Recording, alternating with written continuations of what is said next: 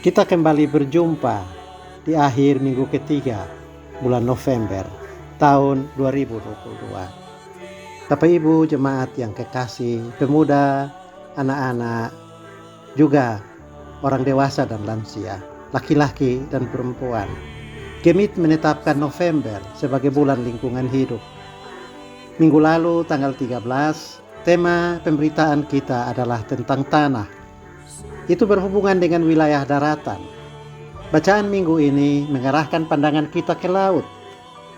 Bagi jemaat-jemaat Gereja Masihi Injili di Timor yang tersebar di berbagai pulau di Nusa Tenggara Timur dengan laut sebagai penghubung, memang perlu memberi perhatian terhadap laut. Sekurang-kurangnya agar memperkuat kewaspadaan saat hendak berlayar, supaya kecelakaan di laut seperti terbakarnya kapal motor Cantika Express di jalur pelayaran Kupang Alor 24 Oktober 2022 atau juga tsunami yang terjadi di Flores di tahun 1990-an bisa diantisipasi sejak dini.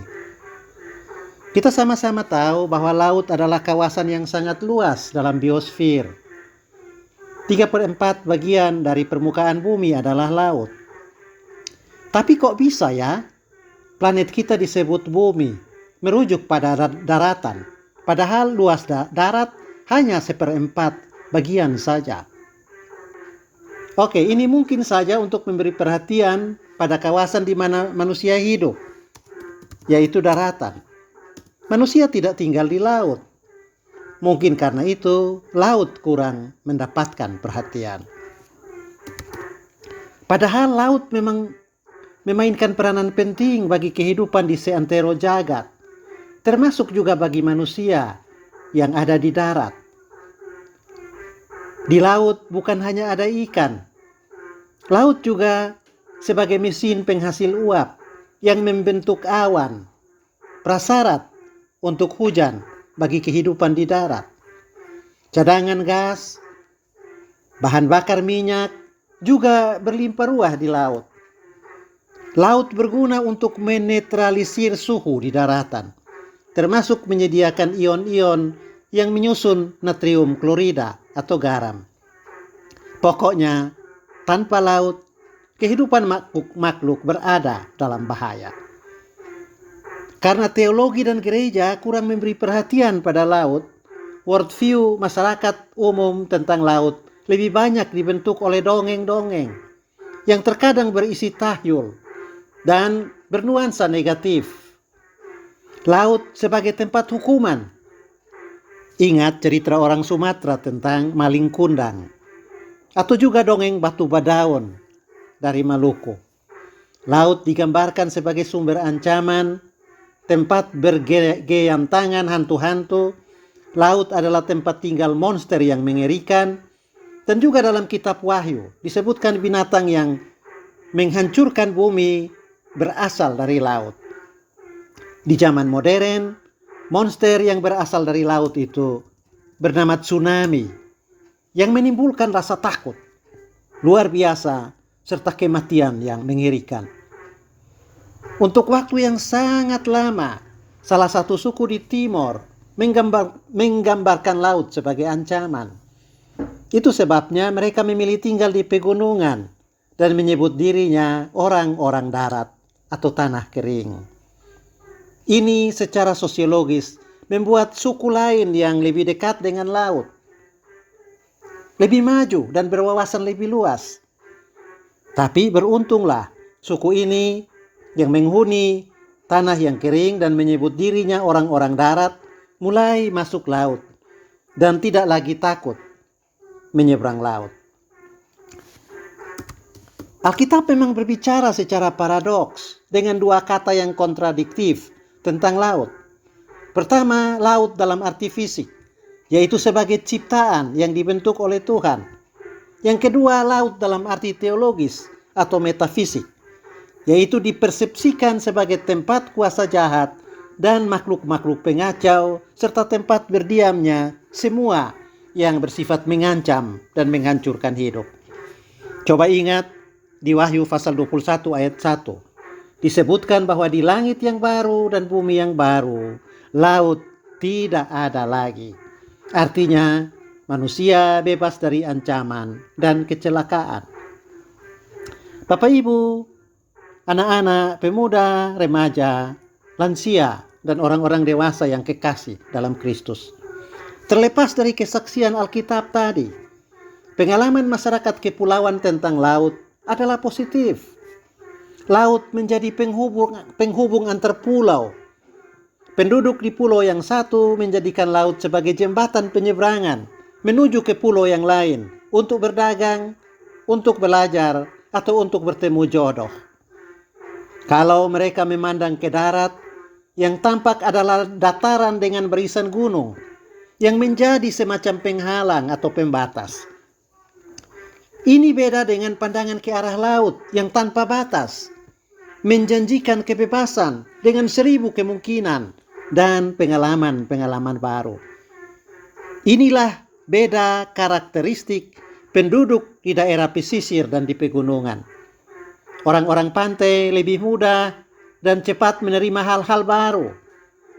Mereka berdiri di barisan depan untuk bertemu dan berkenalan dengan orang pendatang, dengan gagasan baru, dengan cara hidup yang berbeda. Kontak dengan orang dari berbagai tempat yang ada di seberang laut membuat penduduk kawasan pesisir lebih siap berubah, cepat beradaptasi, dan berwawasan luas.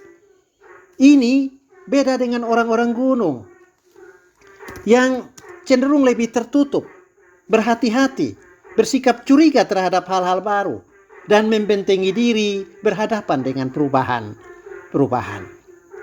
Yesus dan pengikut-pengikutnya adalah kelompok yang sangat mobile, terbuka menerima hal baru, dan siap beradaptasi dengan perubahan, serta berani bereksperimen. Mungkin karena Yesus dan pengikut-pengikutnya tinggal di sekitar pantai Danau Genesaret. Betapapun sebenarnya itu bukan laut, melainkan danau. Tetapi karena panjang danau itu 21 km dan lebarnya 13 km dengan kedalaman air 230 meter, maka ia mirip dengan laut. Dan karena itu juga sering disebut Laut Galilea atau Laut Tiberias. Apalagi danau itu memang terhubung langsung dengan terowongan besar berupa ngarai yang langsung dari Laut Tengah. Laut Galilea merupakan kawasan yang kaya, baik sumber daya hayati maupun kaya dengan tantangan bagi para petualang. Kapal-kapal nelayan di laut itu bisa secara mendadak dihantam badai dan diterjang gelombang dahsyat. Ini tantangan bagi iman. Manusia menjadi bersatu kalau berhadapan dengan ancaman. Kesulitan memaksa orang untuk berdoa. Berada di tengah tantangan, merangsang daya cipta untuk berinovasi. Inilah secuil berkat dari keberadaan laut bagi kehidupan manusia. Teologi tentang laut perlu untuk mengingatkan manusia bahwa laut bukan ancaman. Laut juga bukan sekedar benda, tetapi laut adalah ciptaan yang diselamatkan dan yang ditebus juga oleh Allah. Laut juga merupakan ruang bagi keselamatan, di mana pekerjaan-pekerjaan Allah perlu diberitakan. Teologi tentang laut mendesak manusia untuk bersikap positif sekaligus berwaspada terhadap laut. Karena dua hal. Pertama, laut adalah ciptaan Tuhan yang juga menjadi sasaran karya keselamatan Allah di dalam Kristus. Yang kedua, laut perlu dijaga kelestariannya, kebersihannya. Karena merusak laut identik dengan menabung racun untuk kehidupan yang berlangsung di darat. Dalam Matius 28 ayat 23 sampai 27 disebutkan bahwa Yesus bersama murid-muridnya berlayar melintasi laut Galilea. Sebagai bekas nelayan, murid-murid tentu sudah terbiasa berlayar. Laut itu sebagai sumber pangan sudah menjadi pengetahuan mereka. Mungkin saja yang belum mereka tahu adalah laut sebagai guru yang mengajarkan tentang kehidupan yang berharap dan percaya, kehidupan yang berserah kepada Allah, dan kehidupan yang dibangun atas dasar kerjasama untuk mengatasi bahaya. Dalam Matius 8 disebutkan bahwa begitu perahu berada dalam posisi beberapa mil dari pantai, terjadi angin ribut. Perahu mereka terancam tenggelam. Di Lukas 5, Petrus dan murid-murid mendapat pelajaran yang berharga tentang berharap kepada Tuhan. Di situ dikatakan setelah semalam suntuk menjala, Petrus dan kawan-kawan tidak mendapatkan seekor ikan sekalipun. Di pagi hari, ketika mereka siap untuk menepi, Yesus memerintahkan mereka untuk bertolak ke tempat yang dalam dan melemparkan pukat. Tentu saja Petrus membantah. Tetapi akhirnya dia berserah. Petrus belajar menyerahkan dan taat kepada Tuhan. Petrus katakan, "Guru, sepanjang malam kami bekerja keras dan kami tidak menangkap apa-apa. Tetapi karena Engkau menyuruhnya, aku akan menebarkan jala juga." Dan hasilnya luar biasa mengejutkan. Mereka mendapatkan begitu banyak ikan. Dan disebutkan salah satunya ikan yang tertangkap itu berjumlah dalam jumlah yang besar, ikan-ikan besar 153 ekor. Nah, di Matius 8, badai kembali menghantam Petrus dan teman-temannya. Dan mereka dituntut untuk belajar 3 pelajaran tadi. Yang pertama, berlari kepada Yesus untuk mencari pertolongan dalam situasi kesulitan dan bahaya. Yang kedua, taat pada perintah dan petunjuk Yesus dalam menghadapi bahaya. Yang ketiga, bersehati mengerjakan hal yang berguna bagi keselamatan sekaligus untuk mengakhiri dan meniadakan bahaya itu. Dalam cerita Matius 8 ditunjukkan dengan jelas, tegas dan pasti bahwa Yesus adalah Tuhan atas laut. Yesus juga berkuasa atas roh-roh jahat yang bergentayangan di laut. Kuasa itu ditunjukkan dengan sebuah kejadian yang dramatis. Hanya dengan sekali hardikan, angin ribut reda, gelombang laut yang hebat, teduh, diam, dan taat. Kalau angin ribut dan gelombang ganas disebabkan oleh kuasa jahat yang ada di laut, jelaslah bahwa kuasa laut itu tunduk kepada Yesus. Kalau perahu yang ditumpangi para murid adalah gambaran tentang gereja yang sedang dihantam oleh kuasa jahat dan pencobaan, keselamatan tersedia baginya kalau ia berseru kepada Tuhan.